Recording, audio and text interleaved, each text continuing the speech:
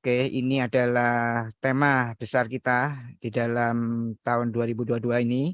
Santa Teresa, pewarta sejati dahaga Kristus. Dan pada malam hari ini, kita sudah tidak terasa ya, memasuki novena hari yang ke-6. Dan kita akan mendengarkan temanya adalah kasih sejati adalah berserah. Dan hari ini kita akan dibawakan oleh Monsinyur Adrianus Sunarko, OFM. Ya, oke. Bisa dipanggil dengan Monsinyur Adrianus ya, Monsinyur. Bisa. Ya, oke. Jadi sedikit ya supaya kita berkenalan dengan Monsinyur. Lahir 7 Desember 1966 di Merauke, Papua ya. Kemudian ditabiskan sebagai imam itu tanggal 8 Juli 1995 dan oleh Kardinal Julius Dharma Atmaja SC. Setelah itu ditabiskan sebagai uskup tanggal 23 September 2017. Jadi kurang lebih hampir berapa ya? 5 tahun ya. 23 September berikutnya oleh Romo Alusius Sudarso SCJ. Dan kita bisa berjumpa dengan Monsinyur yang ada di Keuskupan Pangkal Pinang. Dan hari ini kita juga ditemani oleh teman-teman dari Pangkal Pinang. Ada Nova, ada Bu Susilawati, ada Bu Agnes, ada Bu Wi. Jadi ada beberapa ya, sampai saya lupa namanya. Tapi ini yang dibawakan adalah teman-teman dari Pangkal Pinang. Oke, kita akan mulai dengan doa pembukaan. Marilah kita membuat tanda kemenangan kita. Dalam nama Bapa dan Putra dan Roh Kudus. Amin. Santa Teresa dari Kalkuta, Yesus telah memanggilmu untuk membawa cahaya cinta kasih-Nya kepada mereka yang hidup dalam kegelapan. Santa Teresa, engkau telah merawat mereka yang paling miskin dan paling membutuhkan dengan penuh cinta kasih dan kelembutan, sehingga engkau menjadi tanda kehadiran cinta dan belas kasih Allah di tengah-tengah kesengsaraan dan penderitaan mereka. Mengikuti teladanmu, tolonglah kami, agar kami bisa mengenali wajah Yesus di dalam wajah-wajah saudara-saudari kami yang menderita, sehingga kami bisa melayaninya dengan rendah hati dan sukacita.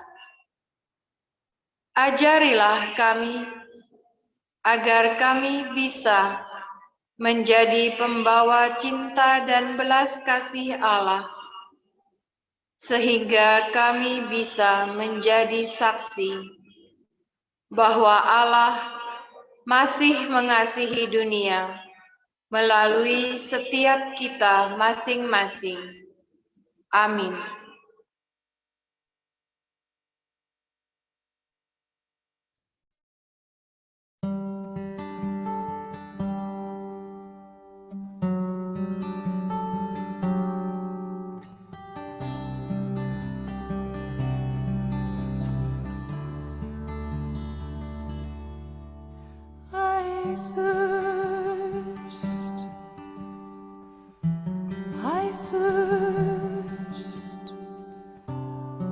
I thirst for souls, come to me.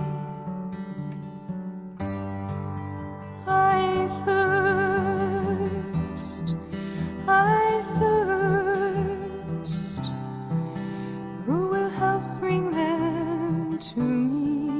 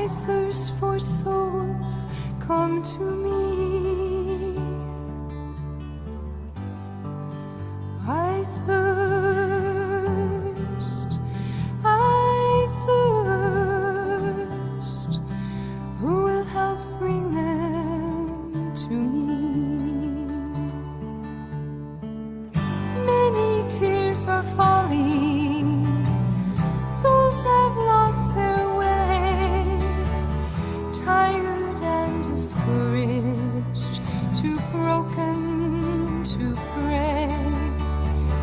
Will you be my tenderness? All the world will see. I am always waiting. Please come to me. Come to me, all you who labor and are heavy laden, and I will give you rest. Take my yoke upon you and learn from me, for I am gentle and lowly in heart, and you will find rest for your souls.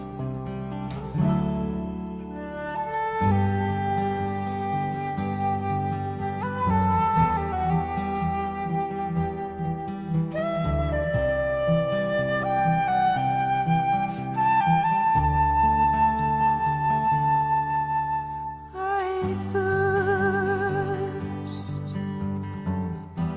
I thirst, I thirst for souls. Come to me.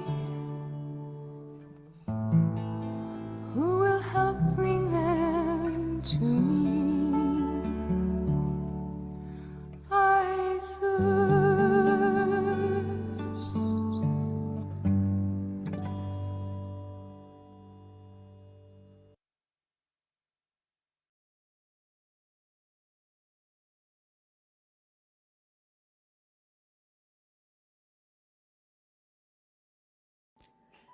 Novena Santa Teresa dari Kalkuta dalam rangka peringatan Hari Santa Teresa dari Kalkuta.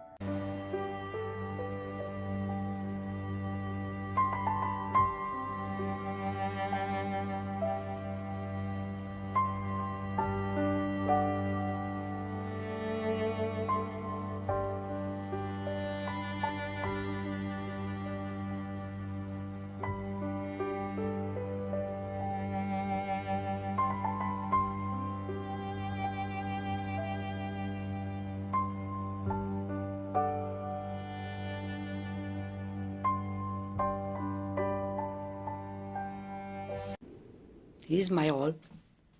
If he is my all, then I must be able to talk to people of the person I love. Because I love him, I'm here today. I do it for Jesus, for the greater glory of God and the good of people.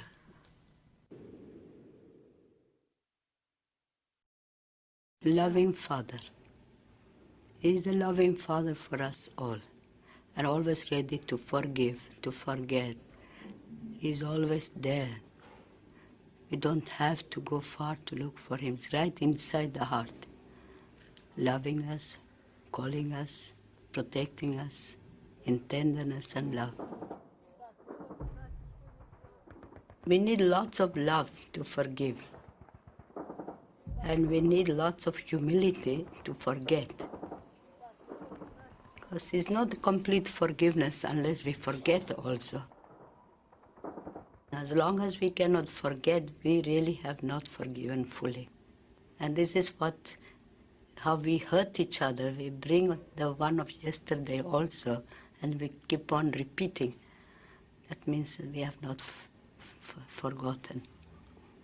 We need humility to forget. And that's why it's very important to learn humility. And that's one of the beautiful things that Jesus has asked us. Learn of me because I'm meek and humble of heart. He puts first meekness. Meekness with each other, meekness our brothers and sisters with, and the humility with God. And so both this meekness and humility, meekness or love or compassion, whatever you may want to call it, completes that forgiveness. Because before we forgive somebody, we must realize that we need forgiveness.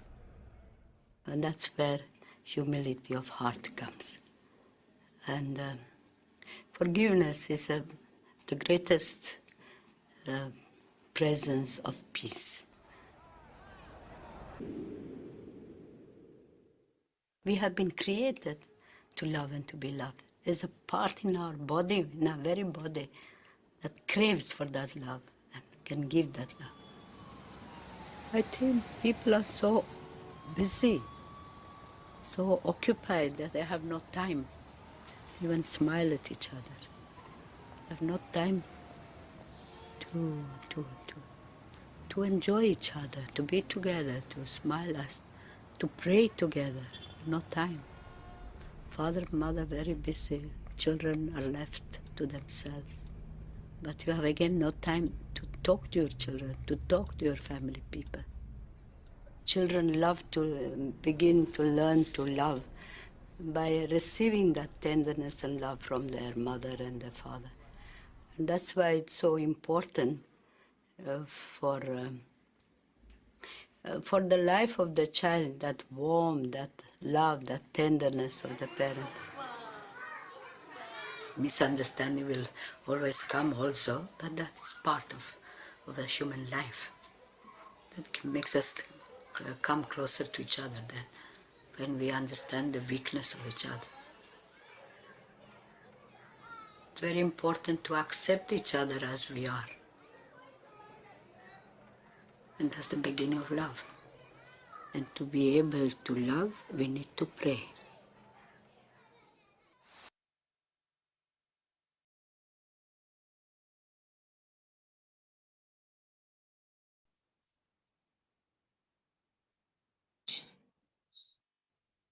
Ya Allahku, aku datang ke hadirat-Mu, haus akan kasih-Mu.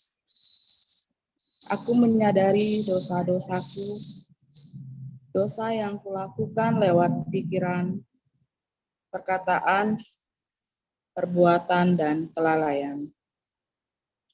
Aku memberikan cuka ke dalam dahaga-Mu yang menyakitkan.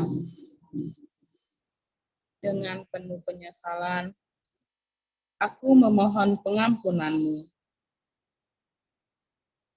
Melalui Bunda Maria, aku menyerahkan diriku dan segala apa yang kumiliki kepadamu.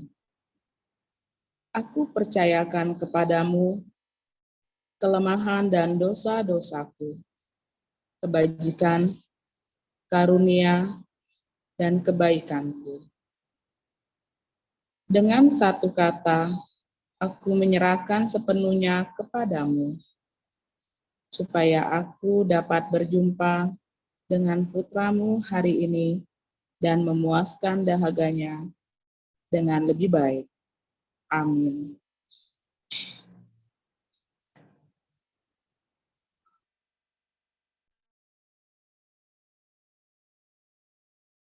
Aku haus, tidaklah mempunyai arti hingga aku dengan kepasrahan diri yang total menyerahkan segalanya kepada Yesus. Betapa mudahnya kita menaklukkan Tuhan. Kita memberikan diri kita pada Tuhan dan Ia menjadi milik kita. Dan kita tidak dapat memiliki lebih selain memiliki Tuhan. Karena saat kita berserah kepadanya, kita akan memilikinya seperti Dia memiliki dirinya sendiri. Begitulah kita akan mengalami hidupnya sendiri. Uang dari Tuhan untuk mengajar kepasrahan kita adalah dirinya sendiri. Kita menjadi pantas untuk memilikinya saat kita memberikan diri kita kepadanya dalam suatu cara supranatural. Kasih sejati adalah pasrah. Semakin kita mengasihi, semakin kita berserah Anda pasti kerap melihat jajaran kabel-kabel berukuran besar dan kecil, baru dan lama, yang harganya murah dan mahal. Kecuali ada arus mengalirinya, tidak akan ada cahaya. Kabelnya adalah Anda dan saya.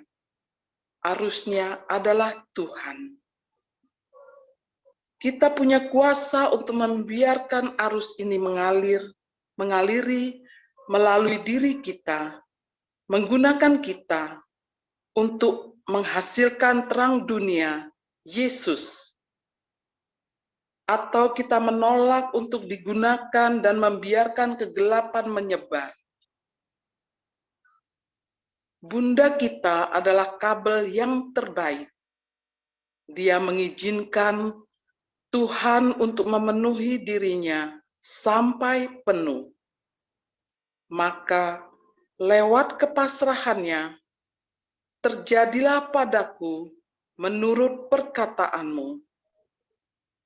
Dia menjadi penuh rahmat, dan secara alami di saat dia dipenuhi oleh arus ini, oleh rahmat Tuhan, dia bergegas pergi mengunjungi rumah Elizabeth untuk menyambung kabel, yaitu Yohanes, ke arah Yesus.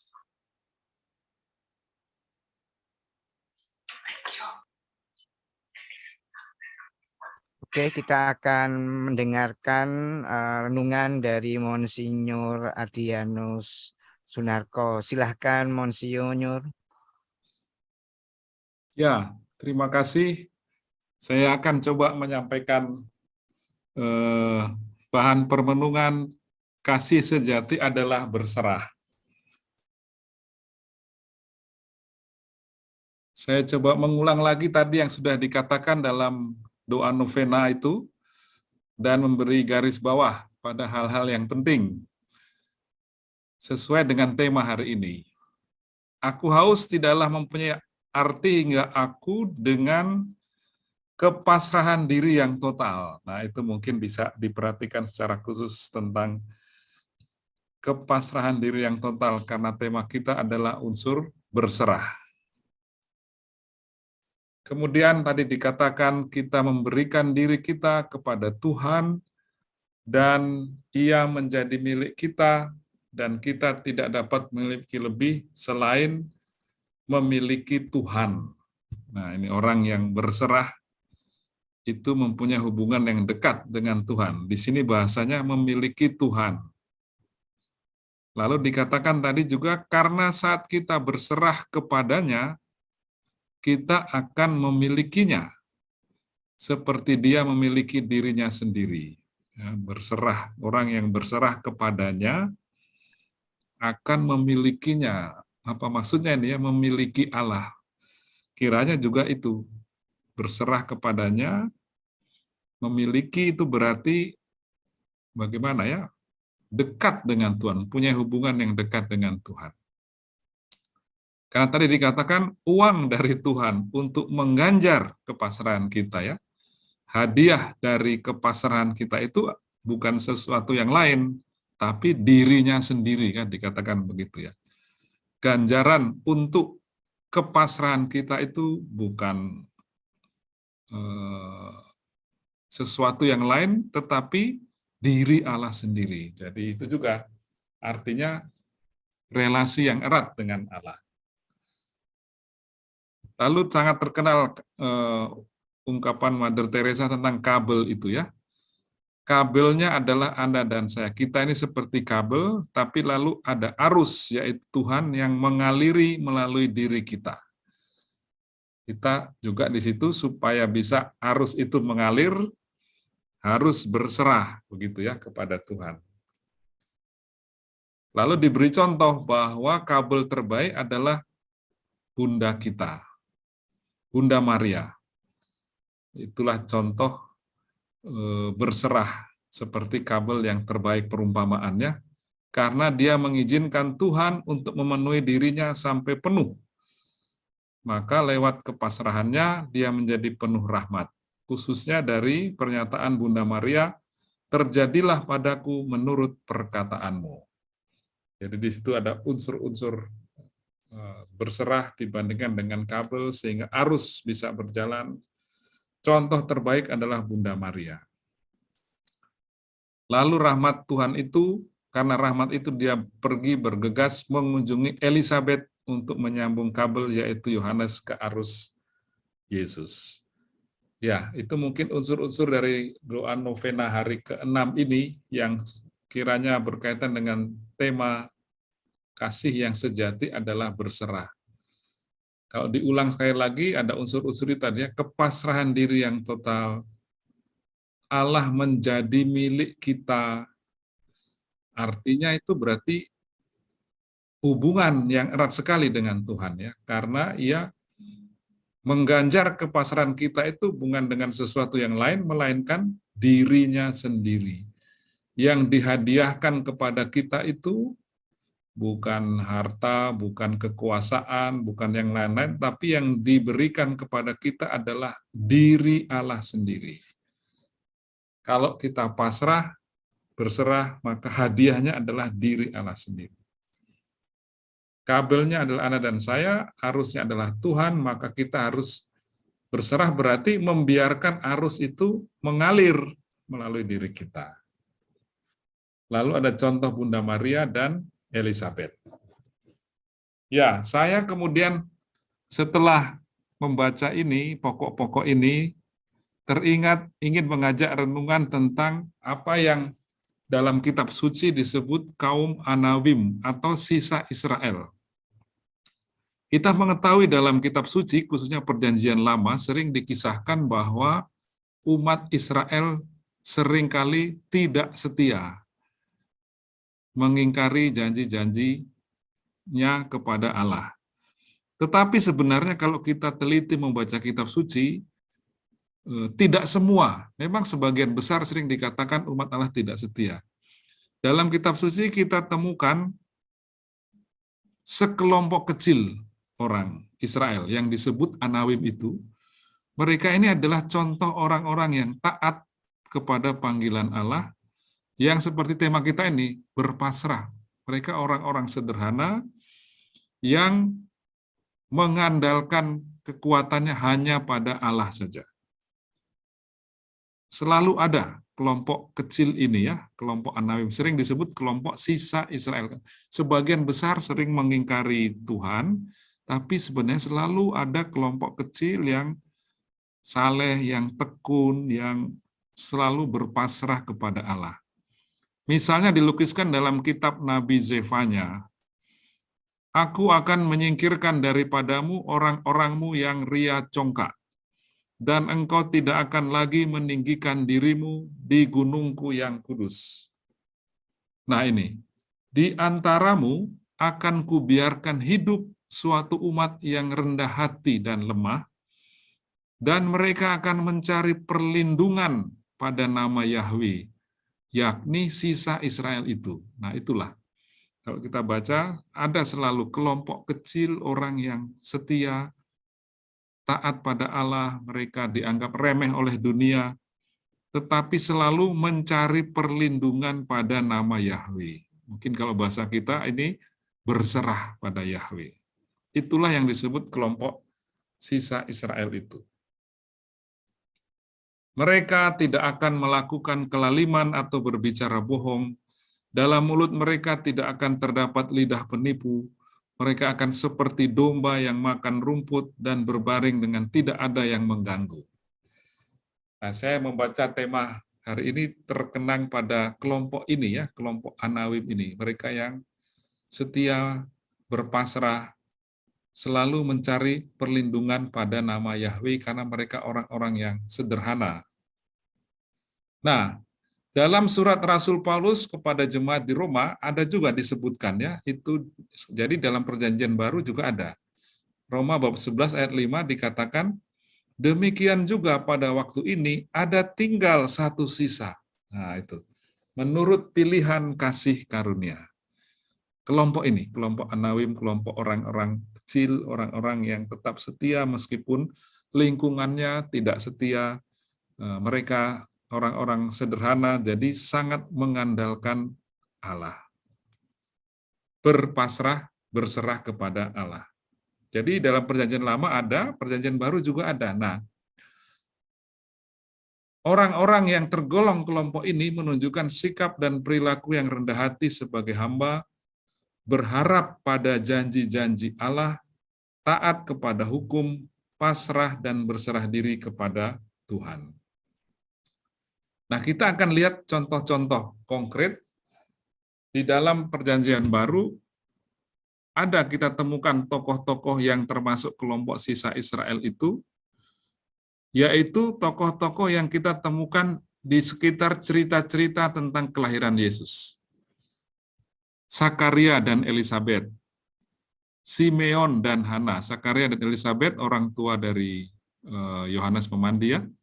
Simeon dan Hana, Yosef, Santo Yusuf, dan tentu saja Maria yang menyebut dirinya hamba Tuhan, seperti yang tadi juga disebutkan oleh Mother Teresa, ya, sebagai contoh kabel yang terbaik. Sesungguhnya aku ini adalah hamba Tuhan, jadilah padaku menurut perkataanmu itu. Nah, ini contoh-contoh kelompok itu. Kelompok kecil sisa Israel yang setia, yang tekun. Nah, kita akan coba lihat bagaimana mereka hidup itu, ya. Sakaria, Elisabet, Simeon, Hana, Yosef, Yusuf, ya, Santo Yusuf, Maria. Misalnya tentang Simeon, contoh orang Anawim itu hidupnya seperti ini. Adalah di Yerusalem seorang bernama Simeon. Ia seorang yang benar dan saleh, yang menantikan penghiburan bagi Israel. Nah, ini contoh orang Anawim itu, ya. Benar dan saleh, dan itu yang diandalkan adalah Allah, ya, menantikan penghiburan. Roh Kudus ada di atasnya, dan kepadanya telah dinyatakan oleh Roh Kudus bahwa ia tidak akan mati sebelum ia melihat Mesias. Contoh cara hidup orang Anawim itu, Simeon, misalnya, ya.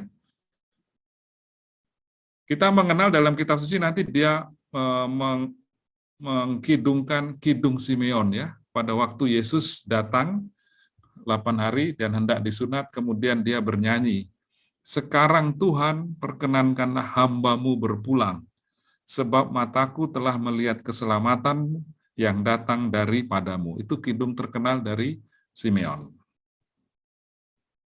Hana, ini juga tokoh Anawim, ya, yang kita lihat dalam perjanjian baru, diceritakan begini, lagi pula di situ ada Hana, seorang nabi perempuan. Ia sudah sangat lanjut umurnya. Sesudah kawin ia hidup 7 tahun lamanya bersama suaminya, dan sekarang ia janda dan berumur 84 tahun. Nah, ini. Hana itu hidupnya begini. Ia tidak pernah meninggalkan bait Allah. Dan siang malam beribadah dengan berpuasa dan doa.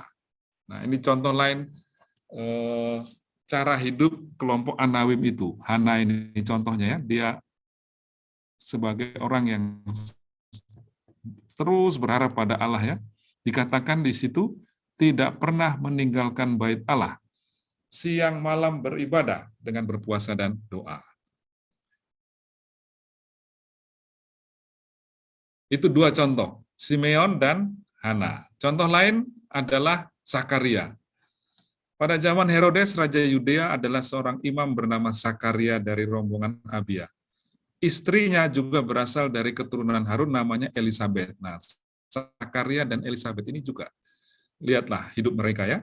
Keduanya adalah benar di hadapan Allah dan hidup menurut segala perintah dan ketetapan Tuhan dengan tidak bercacat.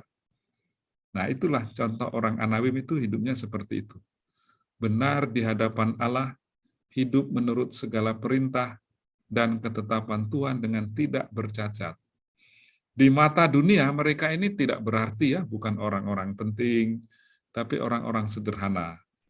Tapi tadi Hana tidak pernah meninggalkan bait Allah, beribadah. Ini Zakaria dan Elizabeth juga begitu, menuruti segala perintah dan ketetapan Tuhan. Zakaria juga nanti ada lagunya ya, mengeluarkan sebuah kidung pujian yang didaraskan para biarawan-biarawati setiap pagi dalam 2 ibadat harian. Contohnya, terpujilah Tuhan Allah Israel, sebab ia melawat umatnya dan membawa kelepasan baginya. Dan juga yang penting adalah keduanya taat ya pada perintah malaikat untuk memberi nama Yohanes pada anak mereka. Sampai kan nanti Zakaria sampai bisu segala ya. Tapi keduanya kemudian Zakaria dan Elizabeth taat, berserah kepada Tuhan karena nama yang diberikan tidak biasa dalam keluarga, tapi kemudian diberi nama Yohanes.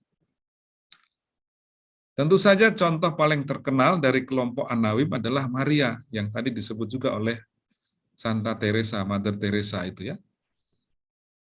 Maria tadi kita lihat orangnya juga pasrah kepada Tuhan, terjadilah padaku menurut kehendak-Mu. Tapi juga lihat cara hidup orang Anawim itu begini. Beberapa waktu kemudian berangkatlah Maria dan langsung berjalan ke pegunungan menuju sebuah kota di Yehuda. Di situ ia masuk ke rumah Zakaria dan memberi salam kepada Elizabeth. Nah, ini penting sekali. Kelompok ini, kelompok kecil ini, selain taat pasrah pada Tuhan, juga cirinya begitu, saling berkunjung dan memberi salam satu sama lain. Ini Maria memberi salam kepada Elizabeth. Itu juga contoh cara hidup orang Anawim. Lalu Elizabeth juga ya memberi salam yang bagus juga ya, diberkatilah engkau di antara semua perempuan dan diberkatilah buah rahimmu. Ketika salammu sampai kepada telingaku, anak yang dalam rahimku melonjak kegirangan. Elizabeth juga termasuk kelompok ini ya. Lalu dia memuji, berbahagialah ia yang telah percaya, sebab apa yang dikatakan kepadanya dari Tuhan akan terlaksana. Itulah juga ciri lain dari orang Anawim yang berserah itu ya.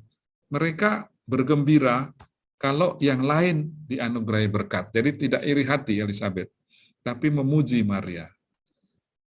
Jadi bersukacita kalau orang lain mendapat berkat. Dan rendah hati. Misalnya ini dari Elizabeth juga ya. Contoh lain sifat orang Anawim atau sisa Israel itu. Ketika Maria datang ke Elizabeth, Elizabeth mengatakan, siapakah aku ini sampai ibu Tuhanku datang mengunjungi aku? Itu juga cara bicara orang Anawim itu rendah hati ya. Memandang orang lain lebih penting dari dirinya. Jadi Maria datang, maka Elizabeth reaksinya, siapakah aku ini sampai ibu Tuhanku datang mengunjungi aku? Jadi dia tidak sombong ya bahwa kamu memang harusnya mengunjungi aku, begitu enggak. Tapi orang Anawim itu begitu, dia merasa orang kecil, jadi ketika Maria berkunjung, Elizabeth bersukacita dan sebenarnya merasa tidak pantas begitu ya. Siapakah aku ini begitu? Rendah hati memandang orang lain. Maria juga tidak sombong ya, ketika dia dipuji oleh Elizabeth, jawabannya juga magnifikat yang kita kenal, madah, kerendahan hati juga. Jiwaku memuliakan Tuhan, hatiku bergembira karena Allah juru selamatku, sebab ia telah memperhatikan kerendahan hambanya. Jadi Maria juga tidak menjadi sombong karena mendapat anugerah yang istimewa, tapi justru dia memuliakan Tuhan, dan merasa Allah memperhatikan kerendahan hambanya. Salah satu sifat lain orang Anawim yang berpasrah pada Tuhan itu begitu. Tadi doa Hana ya, tidak meninggalkan bait Allah, kemudian taat Elizabeth dengan Zakaria memberi nama Yohanes, Maria juga taat tapi juga memberi salam satu sama lain, saling menghargai ya, tetap rendah hati satu sama lain, tidak saling iri. Itulah ciri-ciri orang Anawim itu. Contoh lain yang berkaitan dengan tema kita tentang Maria adalah ini ya.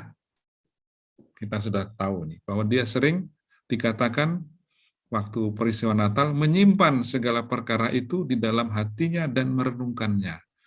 Pada waktu gembala-gembala datang, peristiwa sukacita itu Maria reaksinya menyimpan perkara dan merenungkannya. Jadi mencoba mencari apa kehendak Allah begitu ya. Mencoba untuk berserah pada peristiwa yang menggembirakan itu. Lalu contoh yang lain ketika peristiwa yang agak sulit ya. Waktu Yesus hilang, ketinggalan, lalu Yusuf dan Maria harus kembali lagi mencari Yesus, tapi jawaban Yesus adalah seperti ini. Mengapa kamu mencari aku? Tidakkah kamu tahu bahwa aku harus berada di dalam rumah Bapakku? Tapi mereka tidak mengerti apa yang dikatakannya kepada mereka. Ya. Mereka, Maria dan Yusuf ini ya, tidak mengerti. Tapi lalu dikatakan, ibunya menyimpan semua perkara itu di dalam hatinya. Tanda kepasrahan juga ya, tanda berserah. Meskipun belum sungguh mengerti kok Yesus seperti itu, tapi Maria itu menyimpan perkara itu dalam hatinya. Berserah, taat begitu ya. Contoh Maria. Sifat lain dari seorang Anawim itu adalah itu Maria. Ketika peristiwa perkawinan di Kana, dia berkata pada Yesus, mereka kehabisan anggur. Dan mengatakan, apa yang dikatakan kepadamu, buatlah itu. Jadi seorang kelompok Anawim itu juga begitu. Sebenarnya Maria kan cuma tamu, tapi dia ikut prihatin. Karena waktu pesta itu kehabisan anggur. Jadi dia punya kepekaan, meskipun kemudian juga menyuruh supaya taat pada Yesus. Jadi memang tidak semua peristiwa dan pengalaman langsung jelas arti dan maknanya. Seringkali perlu waktu untuk mengendapkan agar pelan-pelan semakin jelas terlihat apa pesan atau kehendak Tuhan yang ingin Ia sampaikan lewat peristiwa dan pengalaman.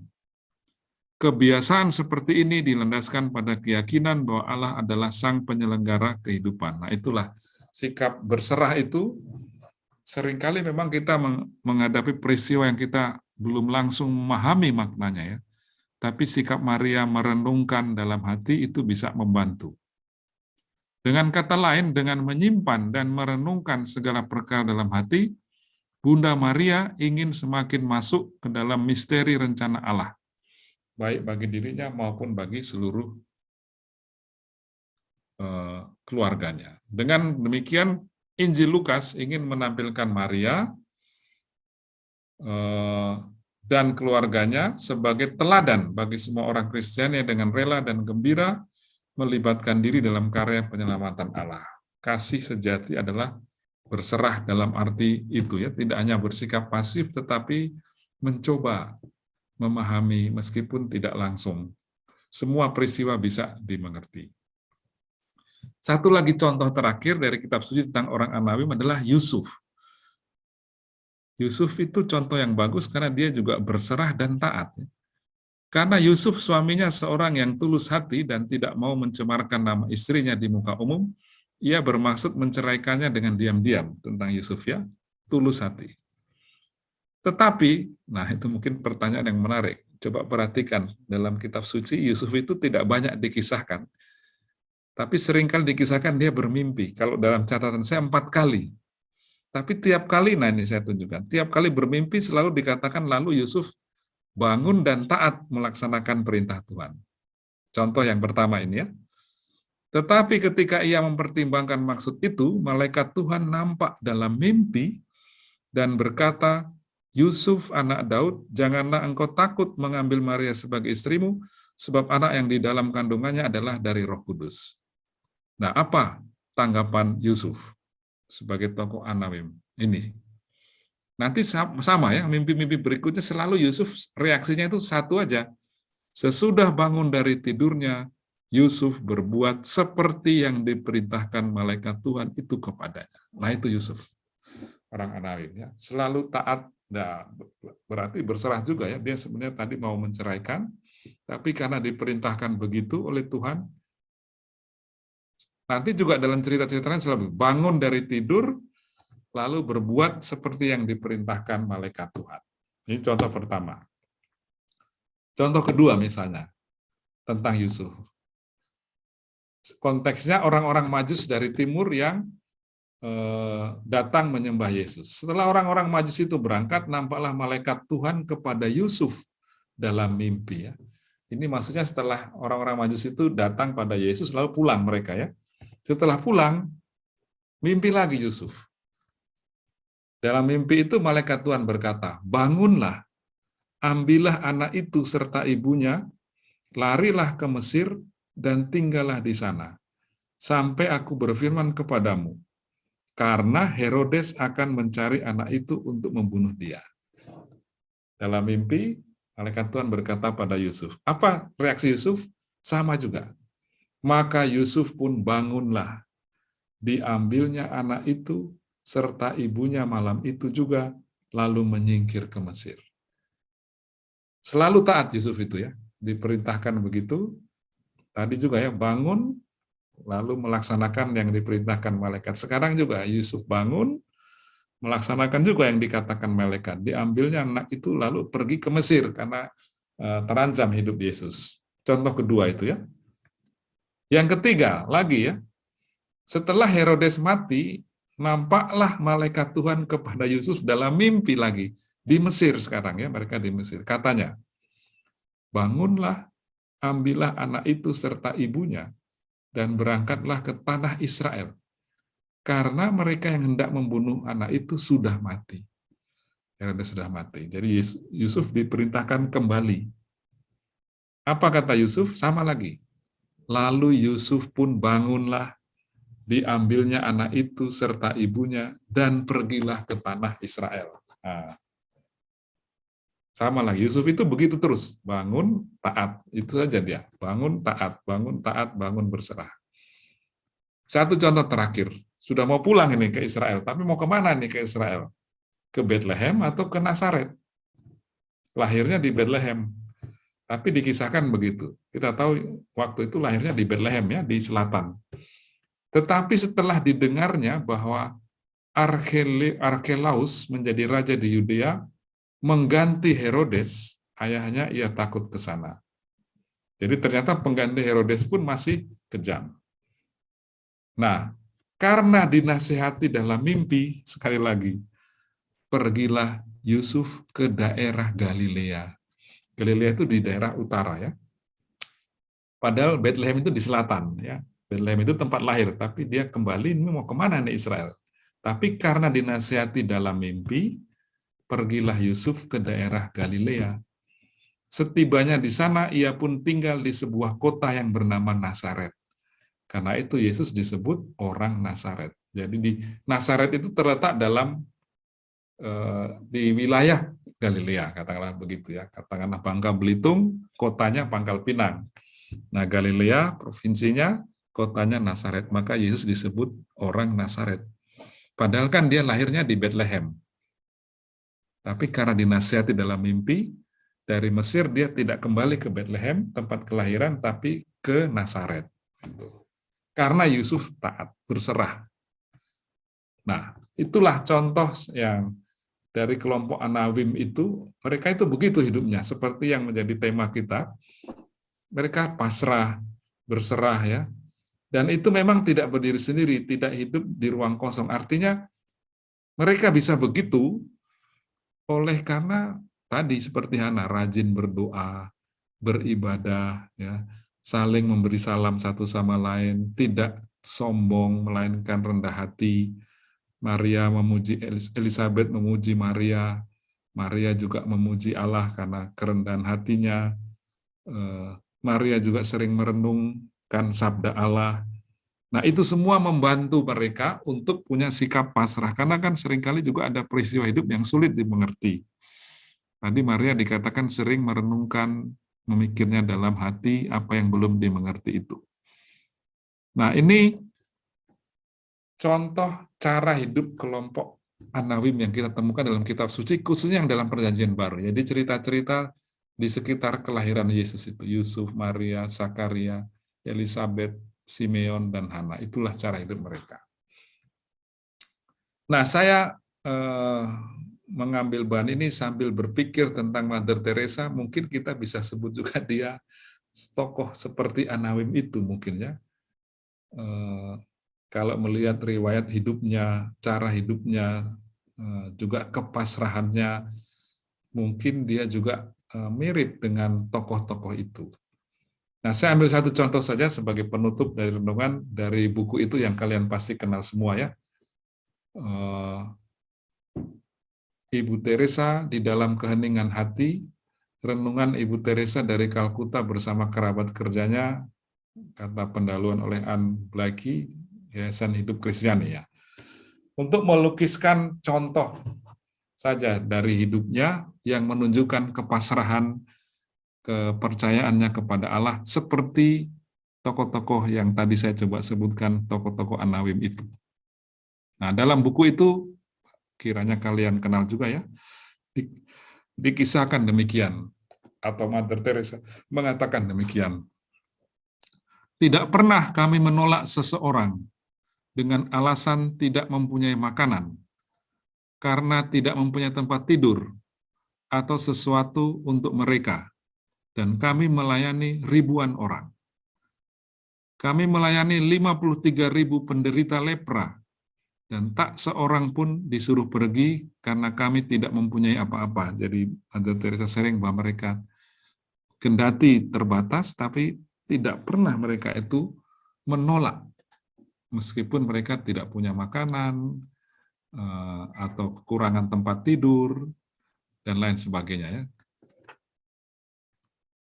Di Kalkuta sendiri, kami melayani 7.000 orang setiap hari. Dan jika pada suatu hari kami tidak memasak, pasti mereka tidak akan makan. Jadi kalau tergantung mereka pada para suster ini ya, 7.000 orang di Kalkuta ini, kalau tidak masak ya mereka nggak dapat makanan. Dan pernah pada suatu hari Jumat, pagi-pagi seorang suster datang dan mengatakan, Ibu, maksudnya Ibu Teresa ya, hari Jumat dan Sabtu tidak ada makanan. Kita akan memberitahu orang-orang bahwa kita tidak mempunyai makanan untuk hari ini dan esok. Karena memang tidak ada stok makanan, suster itu mengatakan kita harus beritahu pada orang-orang bahwa kita tidak punya makanan untuk hari ini dan esok. Ibu Teresa mengatakan, aku tidak dapat berkata sepatah pun. Aku tidak dapat berkata apapun kepadanya. Tapi pada jam 9 pagi, pemerintah karena alasan yang kurang jelas menutup semua sekolah pagi itu.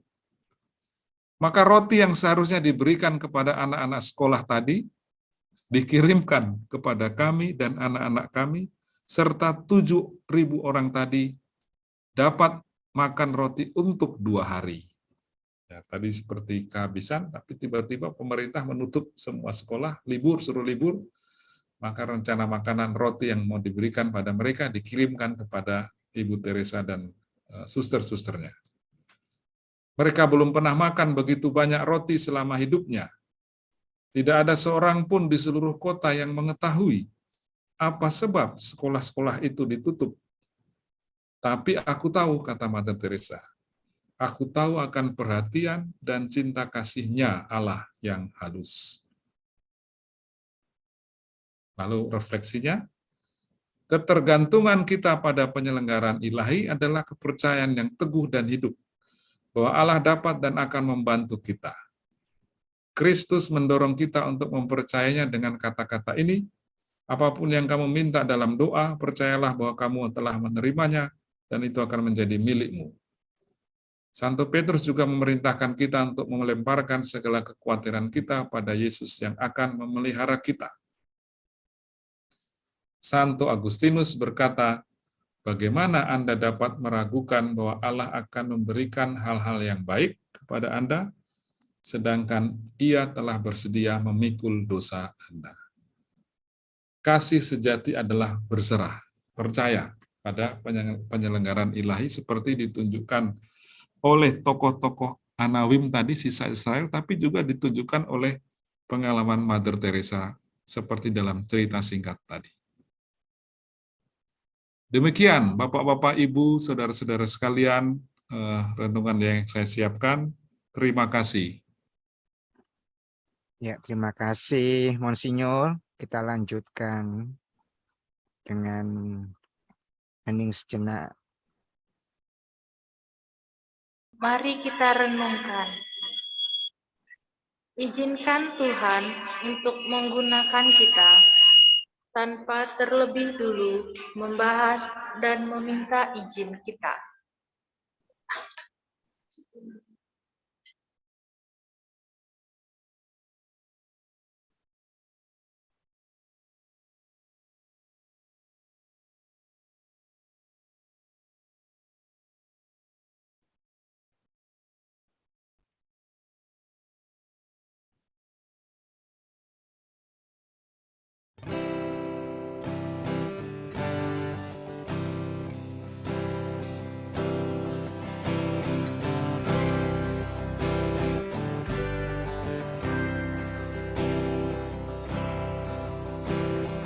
Come follow me. Leave all and gather the few.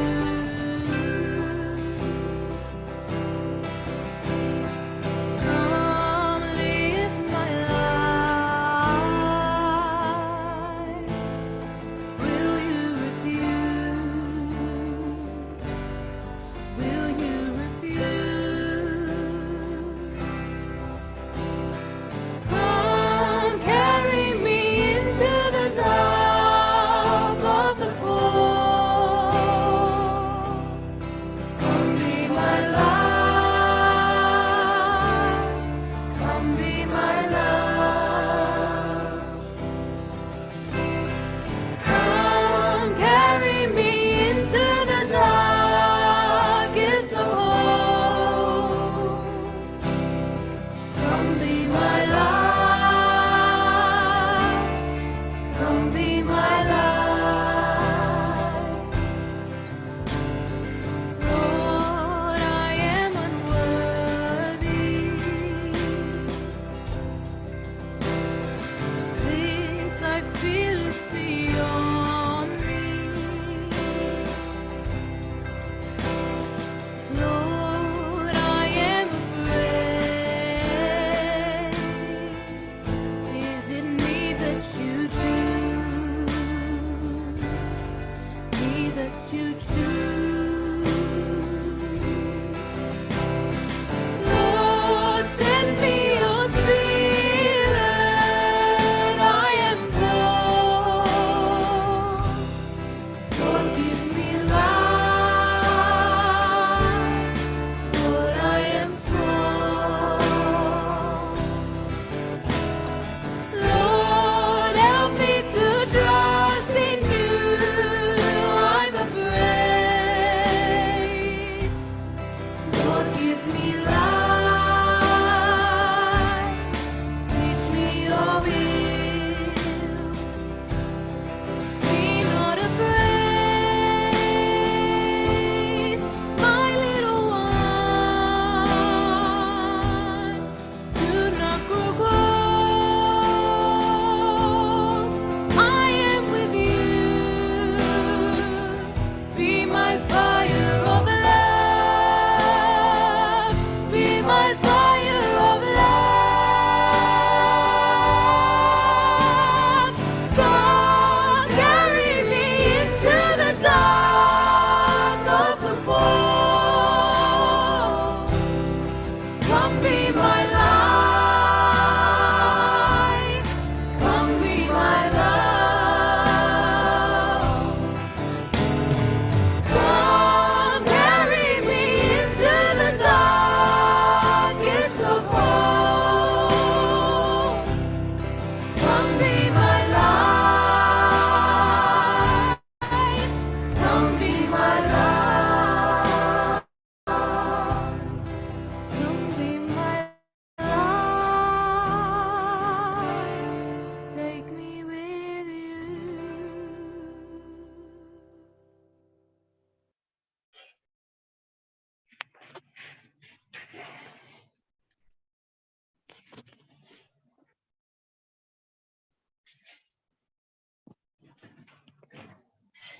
Santa Teresa dari Kalkuta, pewarta sejati dahaga Kristus, kami mohon melalui perantaraanmu dan doa rosario kepada Ratu Surgawi dalam ketujuh duka citanya pada Sang Putra yang wafat di kayu salib demi keselamatan semua ciptaan. Berkat kuasa Allah Bapa, Putra dan Roh Kudus, seluruh pandemi COVID-19 dan variannya lenyap dari muka bumi, dan masyarakat dunia kembali dalam hidup dalam ketenangan dan kedamaian. Marilah kita mohon. Kabulkanlah doa kami ya Tuhan. Bagi seluruh umat manusia, ya Bapa, berilah kami iman yang hidup. Engkau telah mengutus Yesus Putramu yang tunggal untuk menjadi manusia sama seperti kami. Ia telah wafat, namun Engkau membangkitkannya. Engkau telah mengutus pula Roh Kudus pemberi hidup yang berasal dari Bapa dan Putra. Jadikanlah kami berani menjadi saksi-Mu di hadapan sesama kami melalui tindakan kasih secara nyata. Marilah kita mohon. Kabulkanlah doa kami ya Tuhan.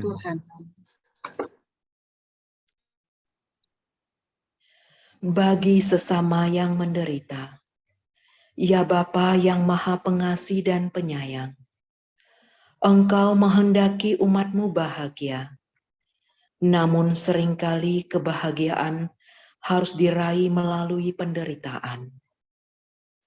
Pandanglah umat-Mu ya Bapa yang mengalami kesulitan dalam hidup. Berilah ketabahan melalui teladan Yesus sendiri, sehingga mampu mempersatukan kesusahan dengan sengsara Yesus, sehingga kami boleh ambil bagian dalam kebahagiaannya. Marilah kita mohon.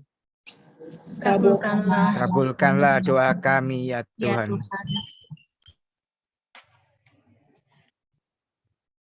Bagi anggota KKIT dan sahabat ITM, ya Bapa, berilah kami semangat Santa Teresa agar dengan rendah hati kami mampu menerima orang lain untuk dilayani sepenuh hati dalam kasih.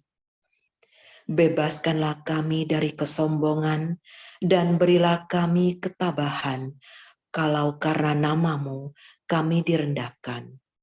Jadikanlah hati kami seperti hati Putra-Mu, Yesus yang lembut dan rendah hati.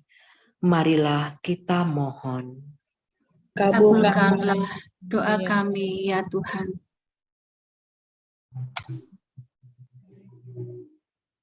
Bagi kami semua yang hadir dalam novena ini, ya Bapa yang Maha Kasih, Engkau tahu apa yang ada di dalam hati kami, keprihatinan, kecemasan, kerinduan dan harapan kami. Kami serahkan semuanya kepadamu, karena kami percaya Engkaulah penyelenggara hidup kami. Melalui perantaraan Santa Teresa dari Kalkuta, kami mohonkan wujud-wujud doa pribadi kami.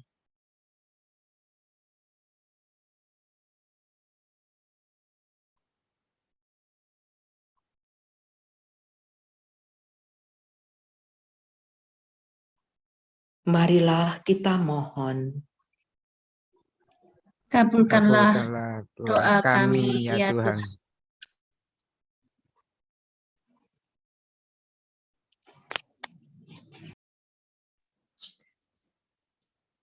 Santa Teresa dari Kalkuta, Engkau telah mengizinkan kehausan cinta Yesus di salib menjadi api yang berkobar dalam dirimu, sehingga Engkau menjadi cahaya cintanya untuk semua umat manusia. Jadilah pengantara kami kepada hati Yesus, agar menyerahkan seluruh hidup kita kepada Tuhan. Ajarilah aku bagaimana mengizinkan Yesus menembusi dan memiliki seluruh diriku, sehingga hidupku juga dapat memancarkan cahaya dan cintanya untuk sesama. Hati Maria yang tak bernoda, sumber sukacita kami, doakanlah kami. Santa Teresa dari Kalkuta, doakanlah kami. Amin. Kita akan mendengarkan ucapan terima kasih. Silahkan teman-teman Pangkal Pinang. Selamat malam. Kami dari kerabat kerja Ibu Teresa Pangkal Pinang mengucapkan terima kasih sebesar-besarnya kepada Monsinyur Adrianus Sunarko yang pada malam hari ini sudah mendampingi kami untuk bertugas membawakan novena Santa Teresa dalam rangka memperingati 25 tahun wafatnya Bunda Teresa. Terima kasih sekali atas waktu yang Monsinyur sediakan untuk mendampingi kerabat kerja Ibu Teresa secara keseluruhan, secara umum, seluruh yang hadir pada malam hari ini, khususnya memberikan semangat bagi kami semua untuk bertugas. Terima kasih. Kita akan mendengarkan sedikit ya tentang novena yang akan dilaksanakan pada besok jam 7 malam, yaitu adalah novena hari yang ke-7.